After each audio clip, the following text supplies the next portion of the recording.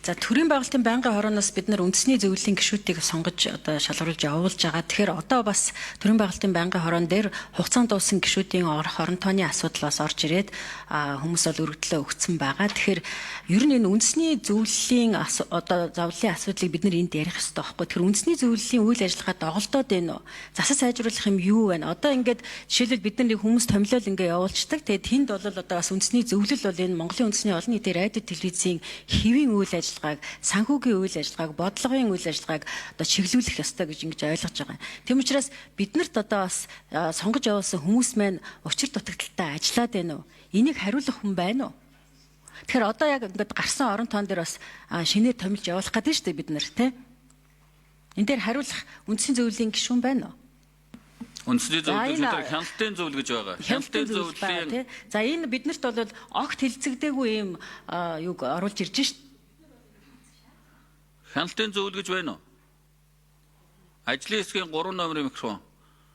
Та хяналтаа тавьж гэнэ үү? Танаа үндэсний зөвлөлд ажиллаа хийж гэнэ үү? Асуудлаа хэлцэж гэнэ үү? За нэг та хариулаад хэрэгтэй гэх шинэ асуултанд. Ажлын хэсгийн 3 номерын микрофон. Байна уу? За ингээд гүшүүний асуултанд хариулъя. Хяналтын зөвлөл бол хуулиар олгогдсон эрх үүргийнхээ хүрээнд гүйцэтгэх удирдлагын тайлан сонсож дүгнэлт гаргаж хилцдэг. Тэрийг үндсийн зөвлөлд оруулдаг. Үндсийн зөвлөлийн тайлан хилцэн гэсэн бол тийм боломж байхгүй. Хууль эрх зүйн тусгаагүй байдаг.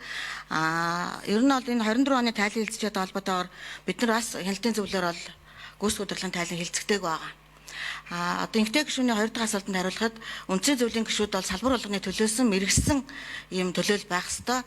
Энэ үүргийг бас яг энэ хуулийн заалтаас тодорхой хэмжээнд хэрэгжихгүй байгаа.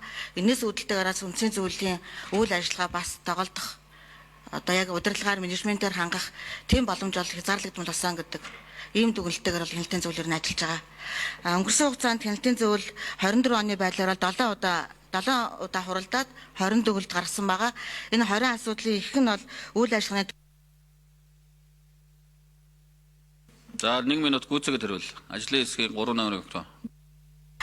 За хяналтын зөвлөл хуулиар хүлээсэн үүргийнхээ хүрээнд 7 удаа хуралдаж 20 асуудлыг хилцэхдээ үндэсний аудитын газрын одоо өгсөн үүрэг чиглэлийн дагуу бас хяналт тавьж ажилласан байгаа.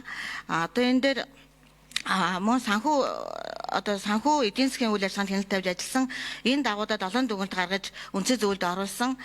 Тэгээд тодорхой хэмжээгээр бид нар бас зөвлөмж өгөх үүрэгтэй байдаг. Энэ зөвлөмжийнхээ дагуу бас хураамжийн орлогыг нэмэгдүүлэх, ирлан зар сурталчилгааны тарифыг үндсийн зөвлөлөөр хилцүүлж батлуулах, одоо гишүүдийн бас ёс зүйн асуудлыг хилцэх, эрс бүрдээгүүтэй холбоотойгоор гишүүдийн одоо урамшууллыг бас эрсэнд нь одоо ингэж уйж өгөх ёстой гэдэг ийм зөвлөмжийг өгчээсэн.